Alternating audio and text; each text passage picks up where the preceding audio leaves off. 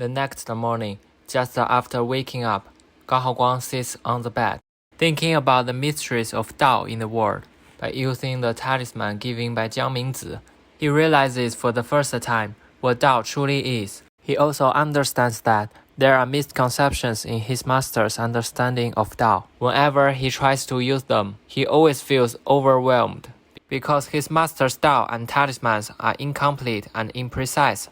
This is not because the sect's scriptures are incorrect, but rather because his master lacks the talent to discover the truth of the world. All things in the world are connected by the Dao. Now, Gao Haoguang worries that he might become indifferent to worldly matters because yesterday he has seen an unimaginable power and the true face of the world. He muses to himself. Perhaps there is nothing left in this world that can spark my interest anymore. But then a voice is heard. Still in bed? Breakfast is ready, Haoguang. His senior brother shouts from outside. I'm coming. Gao Haoguang jumps up from the bed instantly, grabs his clothes, and dashes towards the door. Wait for me! In the courtyard, his senior brother Huang Erguo is carefully examining the coexistent lunar token.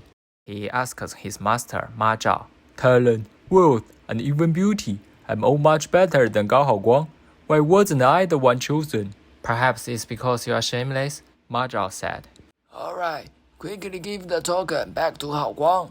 It's his now. Ma Zhao, using his brand new golden hand, takes back the Sanzhen Coexist lunar token and throws it to Gao Haoguang. He can produce gold at will, so why continue to fight zombies? He should just buy houses in the town center. They are sure to appreciate it in the future. Gao Haoguang takes the lunar token and asks Ma Zhao, What's the purpose for the existence of it? Ma Zhao naturally and confidently responds, Of course I forgot. Can't you see that I'm getting old? Gao Haoguang stares at Ma Zhao with a disdainful look, as if he's looking at an idiot. Ma Zhao, feeling ashamed and angry. Stop it, you unfilial disciple. How dare you look at your master like you are looking at an idiot? Wait for me. I'm gonna find it for you today, no matter what. Then he turns around to the study room to search for answers. After the old doll disappears, Gao Haoguang's senior sister Miao Qingqing appears holding a tray. Good, glad to see they all got name. She asks Gao Haoguang, Where is master? It's time for breakfast. Gao Haoguang replies, His injury relapsed, so he died. Seeing doubts on his senior sister's face, he even crossed his chest. Amen. Wait, what? Is he actually a Taoist or Christian? His knowledge is all mixed up. Although Miao Qingqing was the first among the three of them to join the Sanzhen sect, she's extremely pure and innocent. Miao Qingqing truly believes and cries like a flood. Why, my master? Ooh, no! Unbelievable. Miao Qingqing actually believes in this. Okay, that explains why she joined the Sanzhen sect. She must have been deceived by Ma Zhao. Erguo quickly urges Gao Haoguang to apologize, saying, Making fun of your sister again? Say sorry to her, quickly. Sorry, I was joking. Master's still alive, Haoguang says. What? How could you joke about our master's life? You've gone too far. Miao Qingqing looks upset and scolds Gao Haoguang. Haoguang is not allowed to have breakfast. Erguo jumps up and cheers. Yes, nice decision. Gao Haoguang is about to leave, but then he realizes with surprise. Wait, where did the lunar token go? As he frantically searches for it, he hears a voice coming from behind. Hey, little Daoist, it's right here. It's Jiang Mingzi.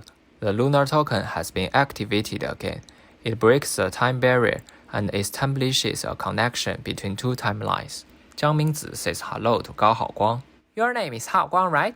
So I'll call Liu Hui then. Alright, here's the question. What's the connection between these two names? The conversation with Gao Haoguang makes Jiang Mingzi unaware of a tiny fly behind him. When it flies in front of him, it's in a flurry, jumping around like his butt is on fire. He shouts, go away! I hate flies! Help! Help!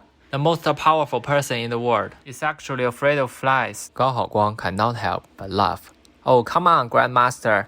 Don't cry like a little girl. It's hard to say that. Even a little girl may not be as afraid of flies as he is. Upon hearing these words, Jiang Mingzi instantly freezes, his face turning gloomy as the weather in England. Just as Gao Haoguang thinks something is about to happen, Jiang Mingzi transforms into a stunning beauty with an attractive figure and proudly says, "How did you know that I lived 1/3 of my life as a woman?" Gao Haoguang is freaked out by him, or her maybe, and turns into a white potato, just like the favorite food of British people in the UK. Thinking about having to cooperate with such an unreliable person in the future to fight zombies, Gao Haoguang almost vomits. Fortunately, he hasn't had breakfast yet thanks to Miao Qingqing. After play, Jiang Mingzi becomes serious. He says, "Alright, don't waste time. Call your master, brother, and sisters over here. Even though they can't hear me, you can translate my words to them." But Gao Haoguang refuses, saying, "No need to call them. Just tell me alone." In his heart, Qingqing is too naive and innocent. Erguo may be mischievous, but has family to care for. And their master is old and a little senile, so he doesn't want them to join and take risks together. So he says to Jiang Mingzi, "Whatever you're gonna say, just tell me only. Don't let them in. Otherwise, I won't talk to you." It seems that although Gao Haoguang lacks seriousness, he considers the three of them as family in his heart. Jiang Mingzi doesn't seem to mind and says, "You're quite full of yourself, young man.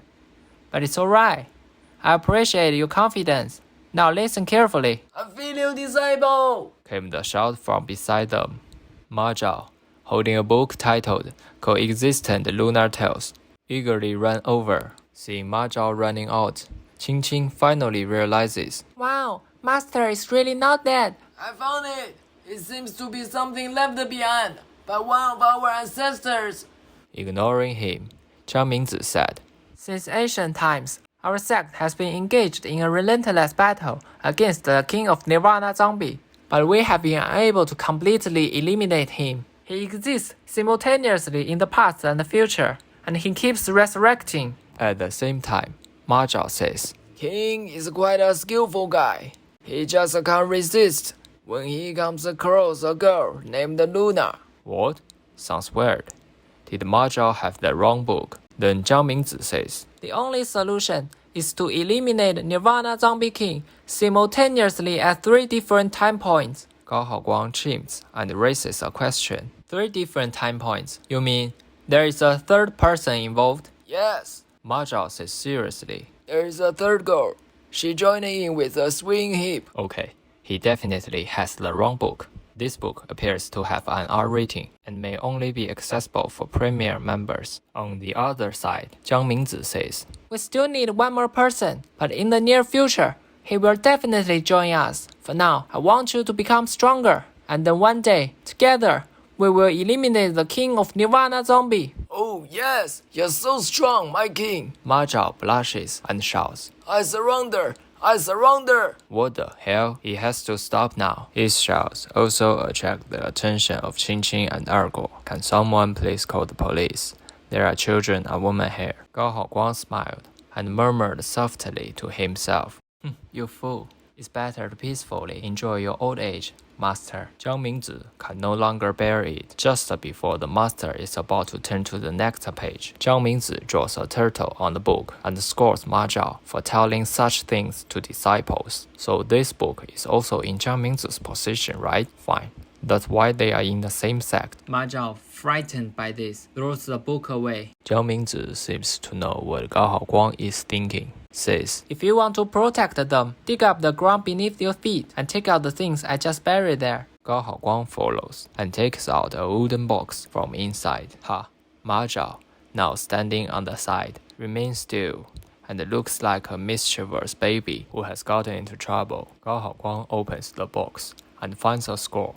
Jiang Mingzi instructs him to pick up the score, claiming that it contains the method to protect them. However, Jiang Mingzi deceives Gao Haoguang. The scroll actually transports anyone who touches it to a nearby dangerous place. Jiang Mingzi does this with the intention of turning Gao Haoguang into his puppet. However, Gao Haoguang notices that there is a diary titled The Diary of Mingzi beneath the scroll and asks, "Why did you put this in? It's your diary." Jiang Mingzi is also confused. He only puts the scroll inside because he knew that the contents of this diary should never be seen by anyone. Is it the same kind of book Ma Zhao just read? How many of these books do you have? There's no need to keep this kind of book and pass it on to disciples. Jiang Mingzi marvels to himself. Did my future self put this here? But why would I do that? Jiang Mingzi warns Gao Haoguang not to open the diary. But is Gao Haoguang the docile type? He's just about to open it, but his senior brother suddenly reaches out and touches the scroll. Idiot! Don't touch! Gao Haoguang wants to stop him, but it's too late. A powerful energy instantly envelops them, and their bodies float in the air, being led by the scroll, flying towards an unknown destination. Damn you, Jiang Mingzi! Where are you taking us? This was the last sentence Gao Haoguang shouted before he disappeared. Hey, what's your attitude, kid? He used to be our lifesaver! Ma Zhao shouts to the sky. The scene changes, and the time shifts to the year 2020. Inside the ancestral hall of Sanzhen sect, a young boy opens a wooden box and finds a diary titled The Diary of Haoguang.